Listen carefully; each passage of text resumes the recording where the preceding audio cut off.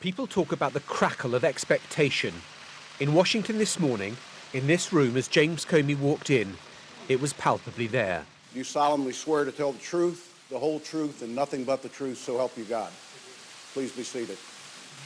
It's being called a political Super Bowl, and the former FBI director's opening statement didn't disappoint as he reflected on the manner of his being fired. The shifting explanations confused me and increasingly concerned me. They confused me because the president and I had had multiple conversations about my job, both before and after he took office. And he had repeatedly told me I was doing a great job and he hoped I would stay. And he spoke of the president's portrayal of him and the organization he'd led. The administration then chose to defame me and, more importantly, the FBI by saying that the organization was in disarray, that it was poorly led, that the workforce had lost confidence in its leader. Those were lies, plain and simple.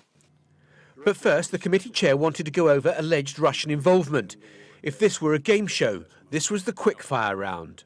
Do you have any doubt that Russia attempted to interfere in the 2016 elections? None. Do you have any doubt that the Russian government was behind the intrusions in the DNC and the DCCC systems and the subsequent leaks of that information? No, no doubt. Do you have any doubt that the Russian government was behind the cyber intrusion into state voter files? No. General Mike Flynn. Michael Flynn, the National Security Advisor, fired for lying about his contacts with Russia, the president wanted to protect, and according to Comey, asked him to drop the FBI inquiry into him. Was that obstruction of justice? I don't think it's for me to say whether the conversation I had with the president was an effort to obstruct. I took it as a very disturbing thing, very concerning, but that's a conclusion I'm sure the special counsel will work towards to try and understand what the intention was there and whether that's an offense.